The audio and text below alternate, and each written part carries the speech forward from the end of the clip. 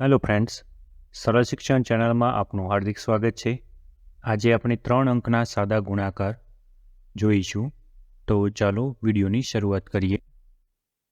પહેલો દાખલો આપેલો છે 524 ગુણ્યા 34. તો આપણે પહેલાં લખીશું 524, ગુણાકારની નિશાની કરીશું અને નીચે લખીશું 34. અહીંયા આપણે જ્યારે 34નો ગુણાકાર કરતા હોઈએ ત્યારે અહીંયા ગુણાકારની શરૂઆત 3ના એકમથી થાય છે, એટલે કે દશકના એકમના સ્થાન ઉપરથી થાય છે. માટે અહીંયા 3ના દશકના સ્થાન ઉપર 3 હોવાથી તેની સ્થાન કિંમત 30 છે. માટે 30ની સાથે જ્યારે ગુણાકાર શરૂઆત થશે ત્યારે આપણે અહીંયા 0 મૂકી દઈશું. અને હવે ગુણાકારની શરૂઆત કરીએ તો 3 ચોક, એટલે કે 3નો ઘડિયો બોલતા જઈએ અને 3 ચોક 12, એટલે કે એકમનો અંક નીચે મૂકીશું 2 અને દશકનો અંક 1 ઉપર વધી તરીકે લઈશું. 3 દુ 6 અને 6 અનમાં 1 ઉમેરતા 7, 3 પંચા થશે 15.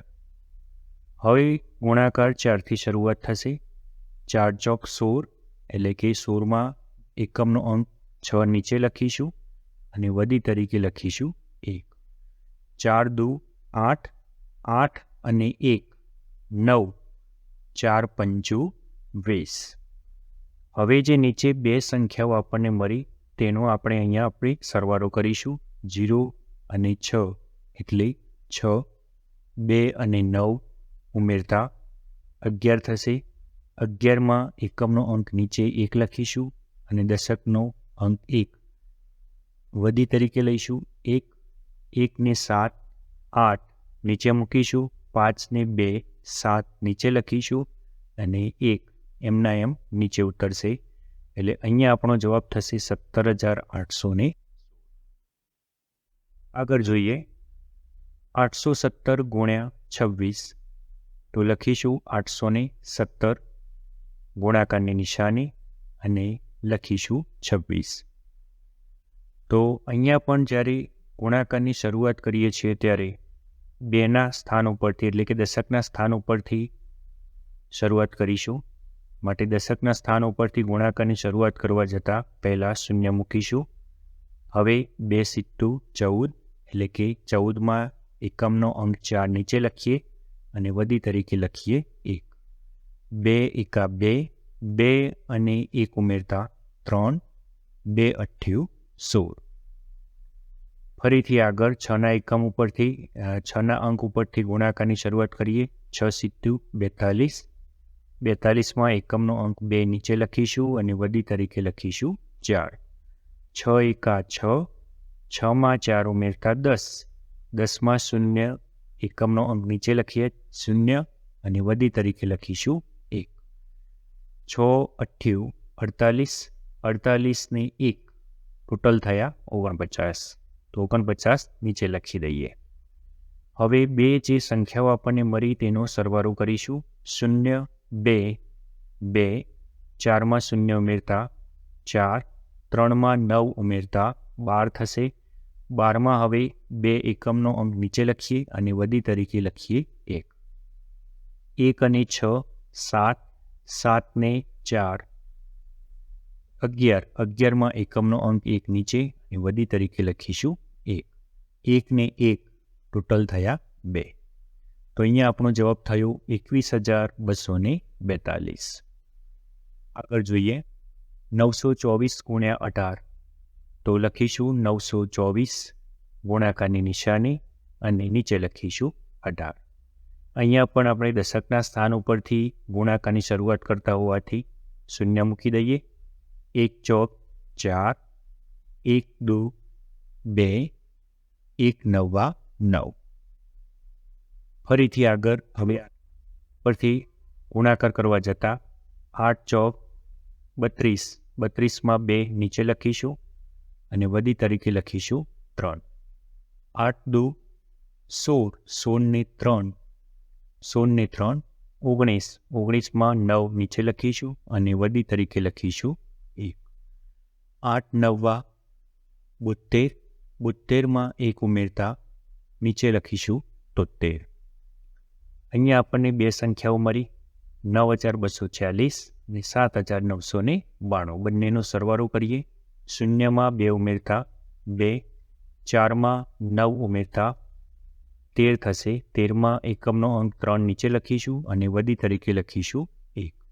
1 ને 2 3, 3માં 3 ઉમેરતા થશે 6. 9માં 7 ઉમેરતા થશે 16. 16 આપણે નીચે લખીશું. તો અહીંયા આપણો જવાબ થશે 16,632. આગળ જોઈએ 697 ગુણ્યા 54. તો લખીશું 697 ગુણ્યા 54.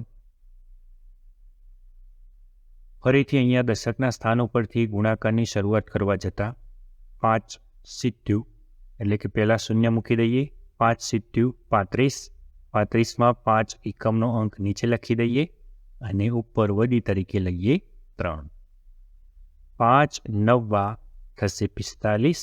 45માં 3 ઉમેરતા થશે 48.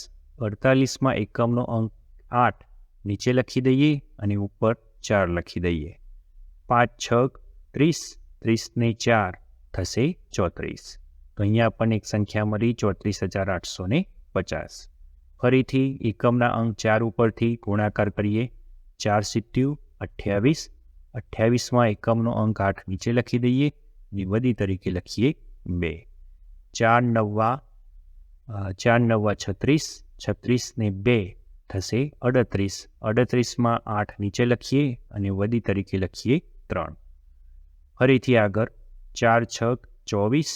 24 ને 3 ઉપરની વધી આપણે ધ્યાનમાં લઈશું. 4 6 24 ને 3 27. નીચે લખીએ 27. તો અહીંયા આપણને બે સંખ્યાઓ મળી 34,850 અને 2,788. બંનેનો આપણે સરવાળો કરીએ. શૂન્યમાં 8 ઉમેરતા 8, 5માં 8 ઉમેરતા એટલે કે 8માં 5 ઉમેરતા 13 થશે. 13માં 3 નીચે લખીએ અને વધી તરીકે લખીએ 1. 1 ને 8 9, 9 ને 7 થશે 16. 16માં 6 નીચે લખીશું, વધી તરીકે લખીશું 1. 1 ને 4 5, 5માં 2 ઉમેરતા થશે 7 અને 3 એમના એમ નીચે ઉતરશે. તો અહીંયા આપણો જવાબ થયો 37,638. જો તમને આ બધા જ 3 અંકના સાથે 2 અંકના ગુણાકાર આવડી ગયા હોય તો તમે નીચેના દાખલા ગણી અને અમને કોમેન્ટ કરીને જવાબ જણાવી શકો છો. 5,584 ગુણ્યા 72, 532 ગુણ્યા 61, 921 ગુણ્યા 43, 531 ગુણ્યા 61, 251 ગુણ્યા 42. જો તમને વિડીયો પસંદ પડ્યો હોય તો વિડીયોને લાઇક, શેર અને સબસ્ક્રાઈબ કરો. અને નવા વિડીયોની અપડેટ મેળવવા માટે ચેનલને જરૂરથી સબસ્ક્રાઈબ કરી રાખો, જેથી નવા વિડીયોની અપડેટ તમને જલ્દી મળતી રહે. Thank you.